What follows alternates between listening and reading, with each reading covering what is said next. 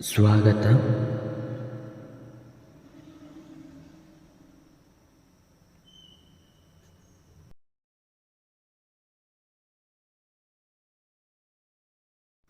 ನಮ್ಮ ಕಾಲೇಜು ಸರ್ಕಾರಿ ಪ್ರಥಮ ದರ್ಜೆ ಕಾಲೇಜು ಹೆಬ್ಬೂರು.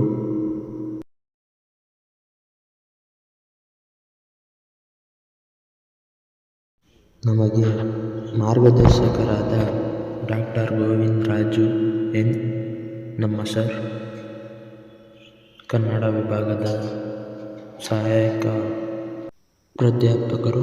ನಿಮ್ಮ ವಿದ್ಯಾರ್ಥಿಯಾದ ಗಿರೀಶ್ ಎಚ್.ಎಸ್, ಪ್ರಥಮ ಬಿ.ಕಾಂ ವಿದ್ಯಾರ್ಥಿ, ಸೆಕೆಂಡ್ ಸೆಮಿಸ್ಟರ್.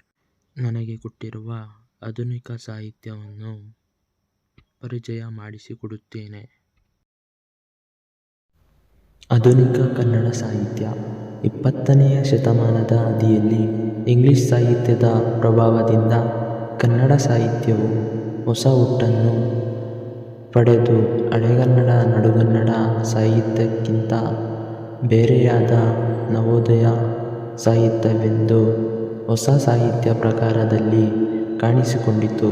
ಇದು ಕಾದಂಬರಿ, ನಾಟಕ, ಪ್ರಬಂಧ, ವಿಮರ್ಶೆ, ಕಾವ್ಯ, ಕವನ, ಭಾವಗೀತೆ ಹೀಗೆ ವಿವಿಧ ಪ್ರಕಾರಗಳಲ್ಲಿ ಬಹುಬೇಗ ಅಭಿವೃದ್ಧಿ ಪಡೆದು ವಿಪುಲ ಸಾಹಿತ್ಯ ಬೆಳವಣಿಗೆಗೆ ಕಾರಣವಾಯಿತು. ಇದರಲ್ಲಿ ಮುಖ್ಯವಾದ ಕಾವ್ಯ ಪ್ರಕಾರಗಳಲ್ಲಿ ಭಾವಗೀತೆ, ಕವನ, ಕಗ್ಗೆ, ವಚನದ ಲಕ್ಷಣದ ಮತ್ತು ರಗಳೆ ಛಂದಸ್ಸಿನ ಸಾನೆಟ್ ಮಾದರಿಯ ಪದ್ಯಗಳು ಮುಖ್ಯವಾದವು. ಮತ್ತೆ ನವೋದಯ ಕಾವ್ಯವು ಮುಖ್ಯವಾಗಿ ಭಾವಗಳ ತೀವ್ರತೆಯ ಅಭಿವ್ಯಕ್ತಿಗೆ ಪ್ರಾಮುಖ್ಯತೆ ಕೊಟ್ಟಿತು. ಭಾವುಕತೆ, ಉತ್ಸಾಹ, ಸಮೃದ್ಧಿ ಆ ಕಾವ್ಯಗಳ ಪ್ರಮುಖ ಲಕ್ಷಣ. ಇಂದಿನ ಕಾವ್ಯ ಪರಂಪರೆಗೆ ಬೇರೆಯಾದ ಲಕ್ಷಣ, ಛಂದಸ್ಸು ಮತ್ತು ಶೈಲಿಯಿಂದ ಹೊಸ ಬಗೆಯ ಕಾವ್ಯದ ಪ್ರಕಾರವಾದ ಭಾವಗೀತೆ ಕವನಗಳು 20ನೆಯ ಶತಮಾನದ ಆದಿಯಿಂದ ಇಲ್ಲಿಯವರೆಗೂ ಕಾಲಕ್ಕೆ ತಕ್ಕಂತೆ ಶೈಲಿ, ಭಾವನೆ, ಚಿಂತನೆ, ಅಭಿವ್ಯಕ್ತಿಗಳಲ್ಲಿ ಬದಲಾವಣೆ ಹೊಂದುತ್ತಾ ಸಮೃದ್ಧವಾಗಿ ಬೆಳೆಯಿತು. ಮತ್ತೆ ಆಧುನಿಕ ಕನ್ನಡದ ರೂವಾರಿಗಳು ಮತ್ತು ಜನಕರೆನಿಸಿದ Shri B. M. Srikantaiah, B. M. Shri ಅವರು ತಮ್ಮ ಇಂಗ್ಲಿಷ್ ಗೀತೆಗಳು ಎಂಬ ಹೊಸ ಕನ್ನಡದ ಇಂಗ್ಲಿಷ್ ಕವನಗಳ ಅನುವಾದಿತ ಕವನ ಸಂಕಲನವನ್ನು ಹೊರತಂದರು. ಅಲ್ಲದೆ ಕನ್ನಡ ಭಾಷೆ ಸಾಹಿತ್ಯವನ್ನು ಬೆಳೆಸುವ ಬಗೆಗೆ ಅನೇಕ ಲೇಖನಗಳನ್ನು, ಉಪನ್ಯಾಸಗಳನ್ನು ನೀಡಿದರು. ಮತ್ತೆ ಅದು ಉಳಿದ ನವೋದಯ ಕವಿಗಳಿಗೆ ಪ್ರೇರಣೆಯಾಗಿ ಕನ್ನಡದಲ್ಲಿ ಹೊಸ ಬಗೆಯ ಸಾಹಿತ್ಯ ಹುಲುಸಾಗಿ ಬೆಳೆಯಲು ಕಾರಣವಾಯಿತು. ಶ್ರೀ ಕುವೆಂಪು, ಶ್ರೀ ದ. ರಾ ಬೇಂದ್ರೆ ಅವರು ನಂತರದ ದಿನಗಳಲ್ಲಿ ತಾತ್ವಿಕ ಕಾವ್ಯಗಳ ರಚನೆಗಳನ್ನು ಮಾಡಿದರು. ಅವರ ನಾಕುತಂತಿ ಕೆ. ಎಸ್. ನ. ಪೂತಿನರವರು ಈ ನವೋದಯ ಕಾವ್ಯಕ್ಕೆ ಹೆಚ್ಚಿನ ಮೆರುಗು ಕೊಟ್ಟರು. ಕರುಣಾಳು ಬಾ ಬೆಳಕೆ ಮುಸುಕಿದೆ ಮಬ್ಬಿನಲ್ಲಿ ಕೈ ಹಿಡಿದು ನಡೆಸನನ್ನನ್ನು, ഇരുಳು ಕತ್ತಲೆಯ ಗವಿ ಮನೆ ದೂರ ಕನಿಕರಿಸಿ ಕೈ ಹಿಡಿದು ನಡೆಸನನ್ನನು ಇತ್ಯಾದಿ. ಮತ್ತೆ ಮಕ್ಕಳ ಸಾಹಿತ್ಯ. ಈ ನವೋದಯ ಕಾವ್ಯದ ಕಾಲದಲ್ಲಿ ಮಕ್ಕಳ ಸಾಹಿತ್ಯವು ಬೆಳೆಯಿತು. ಜಿ. ಪಿ. ರಾಜರತ್ನಂ, ದೇವುಡು, ಡಾ. ದೊಡ್ಡೇರಿ ವೆಂಕಟಗಿರಿರಾವ್, ಕಲಾಕುಮಾರ, ಡಾ.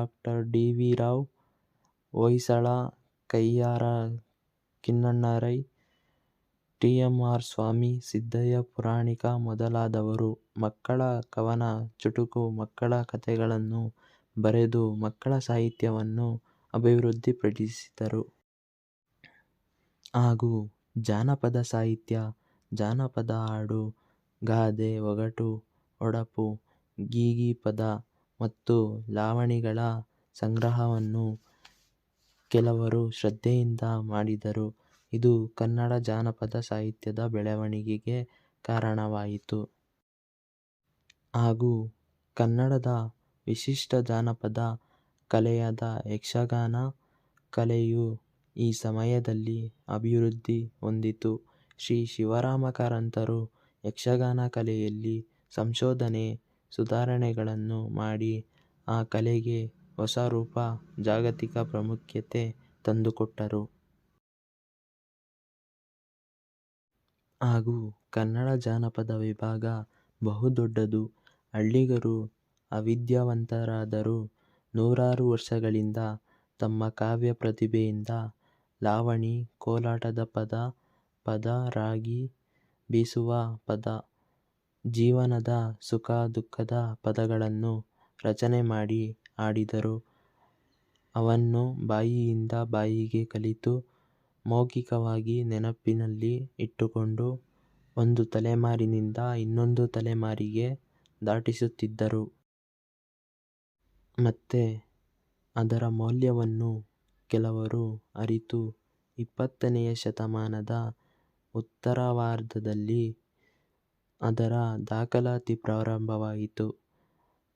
ಅದರಲ್ಲಿರುವ ಸಹಜವಾದ ನೋವು, ನಲಿವುಗಳ ಅಭಿವ್ಯಕ್ತಿ ಕೆಲವೊಮ್ಮೆ ಆಧುನಿಕ ಕಾವ್ಯ ಕವನಗಳ ರೂಪದ ಉಪಮೆಗಳನ್ನು ಮೀರಿಸುತ್ತದೆ. ಉದಾಹರಣೆಗೆ ಜವರಾಯ ಬಂದರೆ ಬರೀ ಕೈಲಿ ಬರಲಿಲ್ಲ, ಕುಡಗೋಲು ಕೊಡಲಿಯ ಹಿಡಿತಂದ, ಕಡಲೊಂದು ಹಿಡಿತಂದ, ಕುಡಗೋಲು ಕೊಡಲಿಯ ಹಿಡಿತಂದ ಜವರಾಯ, ಒಳ್ಳೊಳ್ಳೆ ಮರನ ಕಡಿಬಂದ. ಮತ್ತೆ ಯಮನ ಲೆಕ್ಕಾಚಾರ ತಿಳಿಯುವುದಿಲ್ಲ, ಪಾಪಿಷ್ಠರನ್ನು, ಮುದುಕರನ್ನು, ವಾಸಿಯಾಗದ ರೋಗಿಗಳನ್ನು ಬಿಟ್ಟು ಆರೋಗ್ಯವಾಗಿರುವ ಯುವಕರನ್ನು, ಯುವತಿಯರನ್ನು, ಬಾಲಕ ಬಾಲಕಿಯರನ್ನು ತನ್ನ ಲೋಕಕ್ಕೆ ಎಳೆದೊಯ್ಯುತ್ತಾನೆ. ಈ ನೋವು ಹಾಡಾಗಿ ಹೊರಹೊಮ್ಮಿದೆ. ಇಲ್ಲಿ ಬಂದಿರುವ ರೂಪಕ ಯಾವ ಕಾವ್ಯಕ್ಕೂ ಕಡಿಮೆಯಿಲ್ಲ. ಮತ್ತು ನಮ್ಮ ಕನ್ನಡ ಭಾಷೆಯ ಅಭಿವೃದ್ಧಿ ಇದೇ ಸಮಯದಲ್ಲಿ. ಕನ್ನಡ ಭಾಷೆಯ ಬೆಳವಣಿಗೆಗಾಗಿ ಕನ್ನಡ ಶಬ್ದಕೋಶ, ಕನ್ನಡ ವ್ಯಾಕರಣ, ಛಂದಸ್ಸು, ಅಲಂಕಾರ ಈ ಬಗೆಯ ಕನ್ನಡ ಭಾಷಾಶಾಸ್ತ್ರದ ಬೆಳವಣಿಗೆಯೂ ಆಯಿತು. ಮಕ್ಕಳಿಗಾಗಿ ಮೈಸೂರು ವಿದ್ಯಾ ಇಲಾಖೆ ಪ್ರಕಟಿಸಿದ ಶ್ರೀ ತಿ. ನ. ಕಂಠಯ್ಯ ನವರು ಕನ್ನಡ ಮಾಧ್ಯಮ ವ್ಯಾಕರಣ ಮತ್ತು ಪ್ರೌಢರಿಗಾಗಿ ಬರೆದ ಕನ್ನಡ ಕೈಪಿಡಿ ಪ್ರಸಿದ್ಧವಾದವು. ಮತ್ತು ಹೆಚ್ಚು ಮಾಹಿತಿಯುಳ್ಳ ಕನ್ನಡ ಇಂಗ್ಲಿಷ್ ಕನ್ನಡ ಶಬ್ದಕೋಶವನ್ನು ಮೊದಲು ರೇ. ಜೆ. ಎಫ್. ಕಿಟ್ವೆಲ್ ರಚಿಸಿದವರು. ಅದಕ್ಕೂ ಮೊದಲೇ ಆ ಬಗೆಯ ಶಬ್ದಕೋಶವನ್ನು ಕ್ರಿಶ್ಚಿಯನ್ ಮತದ ಪಾದರಿಯವರು ರಚಿಸಿದ್ದರು. ಪುಸ್ತಕದ ಮನೆ ರೇ. ಜೆ. ಎಫ್. ಕಿಟ್ಟಲ್ ರವರ ಶಬ್ದಕೋಶವು ಸಮಗ್ರವಾಗಿದೆ. ಮತ್ತೆ ನಂತರ ಶ್ರೀ ಶಿವರಾಮ ಕಾರಂತರು 1952ರಲ್ಲಿ ಕನ್ನಡ ನಿಘಂಟು, ಸಿರಿಗನ್ನಡ ಅರ್ಥಕೋಶವನ್ನು ರಚಿಸಿದರು. ಕನ್ನಡ ಸಾಹಿತ್ಯ ಪರಿಷತ್ತಿನಿಂದ 1975ರಲ್ಲಿ ಕನ್ನಡ ಅರ್ಥಕೋಶ, ಸಂಕ್ಷಿಪ್ತ ಕನ್ನಡ ನಿಘಂಟು ಹೊರಬಂದಿತು. ಮೈಸೂರು ವಿಶ್ವವಿದ್ಯಾಲಯದಿಂದ ಸಮಗ್ರವಾದ ಕನ್ನಡ ಇಂಗ್ಲಿಷ್ ಕನ್ನಡ ನಿಘಂಟು ರಚಿಸಲ್ಪಟ್ಟಿತು. ನವ್ಯಕಾವ್ಯದ ಕಾಲ.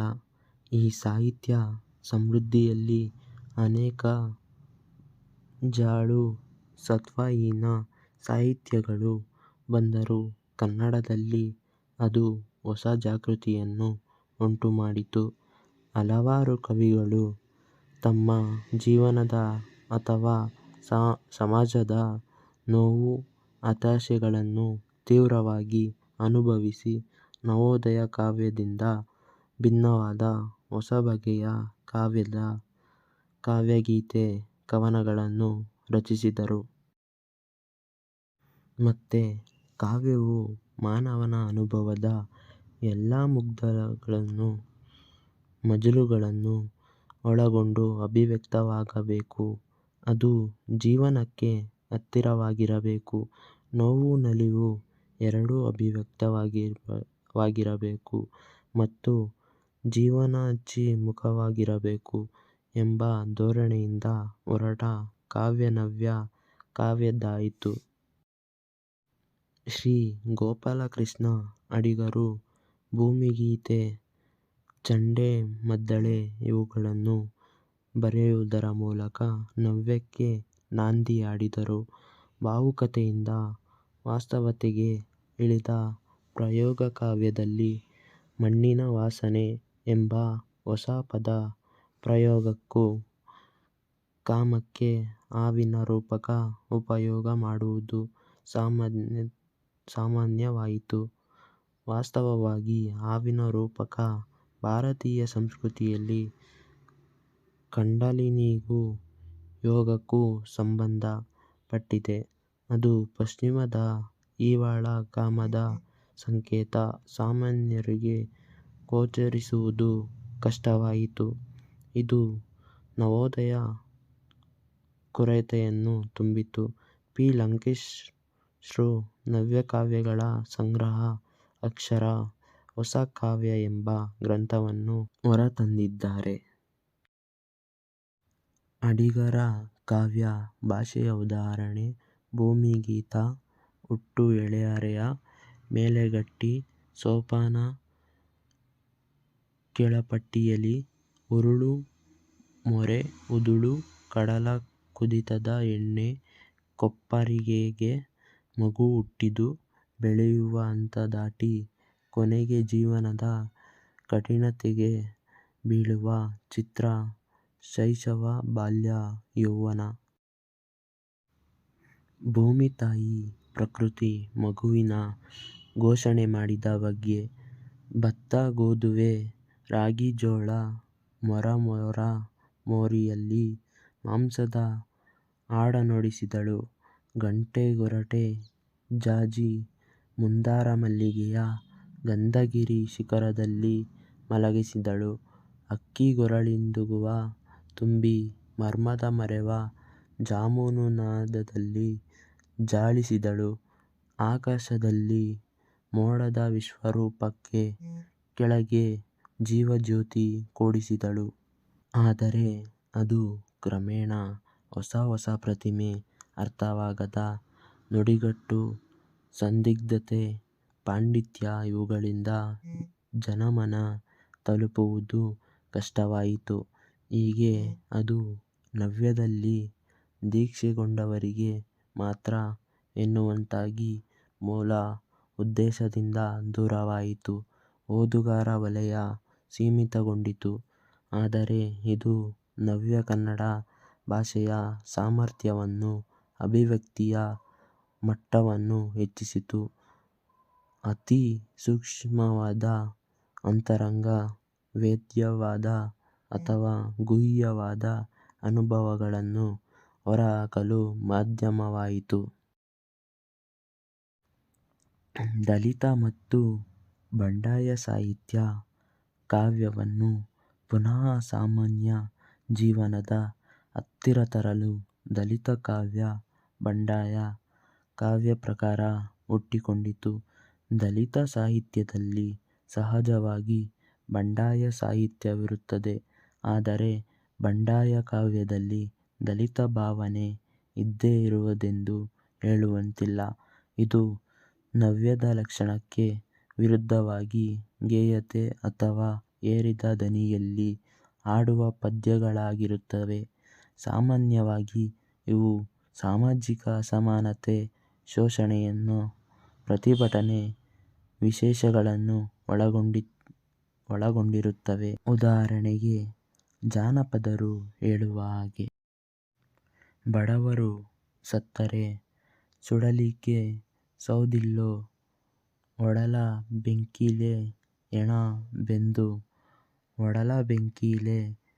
ಬೆಂದೋ, ದೇವರೇ ಬಡವರಿಗೆ ಸಾವ ಕೊಡಬೇಡ.